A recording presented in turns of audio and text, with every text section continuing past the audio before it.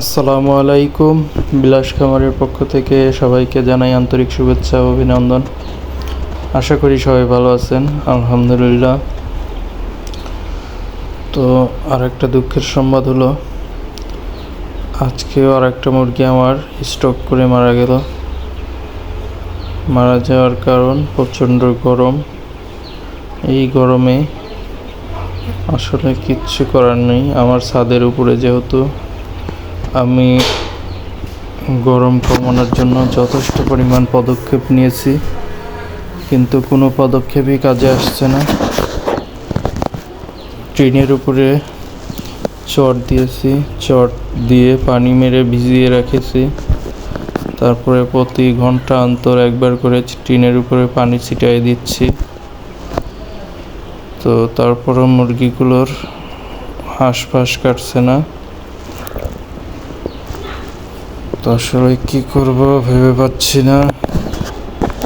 কালকে মারা গেছে 800 গ্রাম সাইজের একটা, আজকেও 700 গ্রাম সাইজের একটা মারা গেল।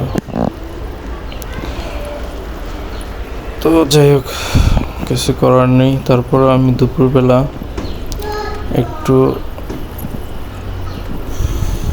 স্যালাইন ফর্মুলা ইউজ করেছি, যেটা আমি নিজেই স্যালাইন বানিয়েছি লবণ এবং আখের গুড় দিয়ে, যেটা অনেকে পানি ফার্মেন্টেশন বলে থাকেন, বাট ওরকম না। আমি নিজেও পানি ফার্মেন্টেশন করেছিলাম।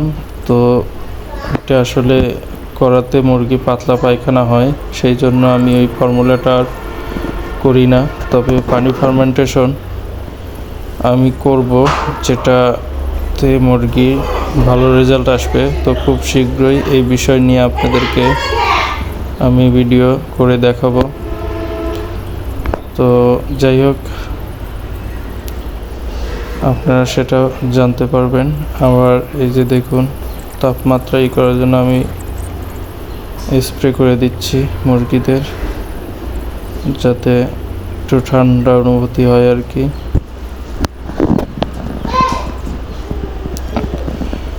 তো আজকে দেখি এই রকম পদ্ধতিটা আসলে কাজে আসে কিনা। তবে স্যালাইন এমনি গরমের সময় স্যালাইন খেলে পরে শরীর কিন্তু অনেকটা সতেজ থাকে। তো সেই হিসাবে আশা করতেছি আমার এই স্যালাইন পদ্ধতিটা কাজে আসবে। তো সবাই দোয়া করবেন। আসলে বড় মুরগি মারা গেলে খুবই খারাপ লাগে, ছোট অবস্থায় মারা গেলে ততটা খারাপ লাগে না যতটা বড় হয়ে মারা গেলে। তো আর কিছুদিন পরেই যেহেতু বিক্রি করে দেব, তো এই সময় আসলে মুরগি মারা যাওয়া মানে বিশাল একটা টেনশনের কারণ হয়ে যায়। তো কালকে আমি পেঁপে পাতা দিয়েছিলাম, দেওয়া মাত্র সব খেয়ে ফেলছে। তো আমাশার যে প্রবলেমটা ছিল, তো পেঁপে পাতা দেওয়ার কারণে মনে হয় একটু কেটে গেছে। আজ সকালে এসে আমি তেমন রক্ত পায়খানা তেমন দেখি নাই। তারপর যেহেতু কালকে ছিল, তো 2-1টা মুরগির হয়তো প্রবলেম থাকতে পারে। তো ইনশাল্লাহ পেঁপে পাতা খাওয়ার কারণে প্রবলেমটা কেটে যাবে। আর দেখা যাক, যদি এরকম প্রবলেমটা হয় সেক্ষেত্রে আমি ডাক্তারি পরামর্শেই আমাশার ডোজ করব, বাট মনে হচ্ছে না প্রবলেম হবে। তো দেখা যাক। আসলে রাত্রে ওয়েদারটা ঠিক থাকে, ওয়েদারটা অনেক কমে যায় তাপমাত্রা, কিন্তু দিনে 9টার পরের থেকে যে পরিমাণ গরম, যা ভাষায় বলা যাবে না, প্রচণ্ড গরম। তো এই গরমে আসলে যতই চেষ্টা করা যায়, কিন্তু মুরগি দেখা যায় যে এতগুলি মুরগির ভিতরে 1-2টা মুরগি স্টক করে ফেলে, এতে করে কিছু করার থাকে না।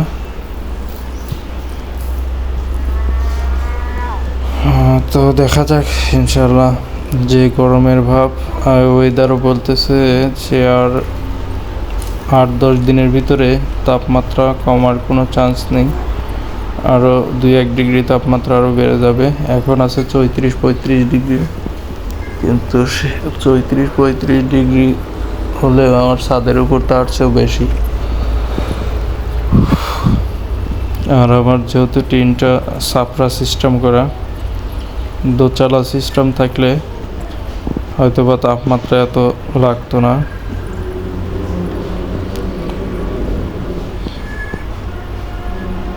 তো যাই হোক, টিনের উপর চট দিয়ে ভিজে দেওয়াতে একটু কাজ হয় আর কি, গরমটা একটু কম লাগে আর কি। তো আসলে দিনে তাপমাত্রা 30 ডিগ্রির ভিতরে থাকলে মুরগিগুলোকে সুস্থ রাখা যায়। যখন 30-এর আপ 34-35-36 চলে যায়, তখন মুরগিগুলো স্টক করার আশঙ্কা চলে আসে আর কি। আর ব্রয়লার হলে তো আর কথাই ছিল না, আরও অনেক স্টক করতো।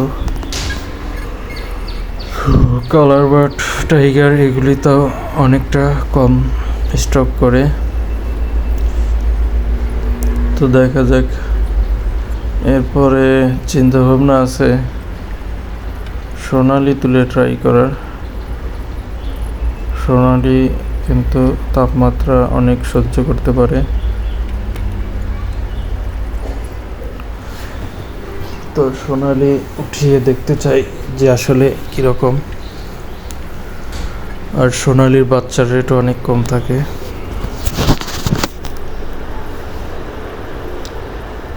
কালার বার্ডের চেয়ে দেখা যায় যে অর্ধেক কম। আবার খাবারও খুব একটা বেশি খায় না, ওজন আসে একটু দেরিতেই, তাছাড়া কিছু না। আর সোনালি মুরগির দাম সবসময় একটু উপরেই থাকে। তো দেখা যাক ইনশাল্লাহ।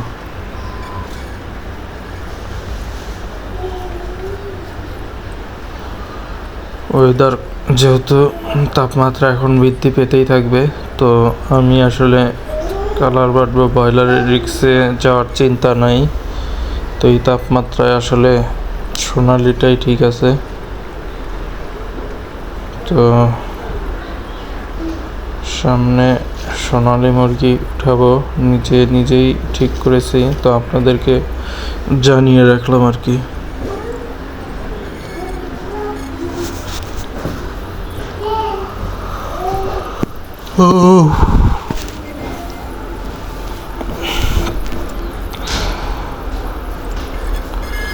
তো আমি এই যে স্যালাইন সিস্টেমে পানিটা দিয়ে দিলাম আর কি, আখের গুড় আর লবণ দিয়ে মিশ্রণ করা পানি।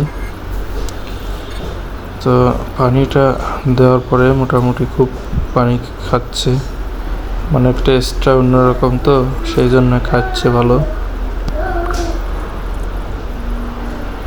যেটা নর্মাল পানিটা অত খায় না।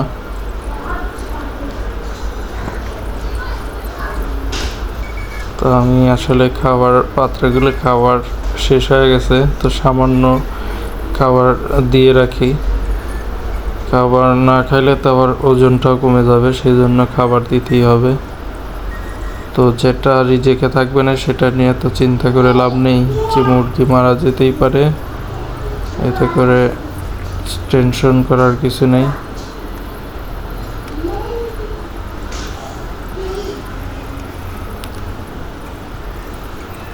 যেটা যাওয়ার যাবে, যেটা রিজিকে নেই সেটা নিয়ে চিন্তা করে লাভ নেই।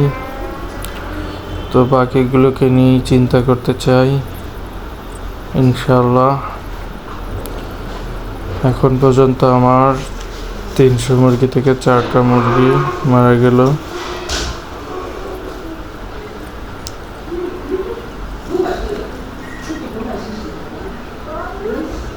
চারটা মুরগি মারা যাতে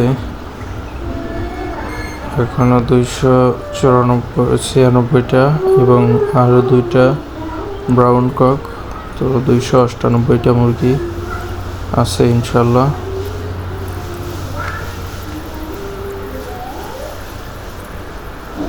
তো তাপমাত্রা বৃদ্ধির কারণেই যত ভয়। তো সামনে আমার ইচ্ছা এই তাপমাত্রা থাকলে অবশ্যই সোনালী মুরগি উঠাবো। তো এই যে দেখাইলাম যে মুরগির কিন্তু পায়খানার কোনো প্রবলেম হয় নাই, স্ট্রোক করে মারা গেছে।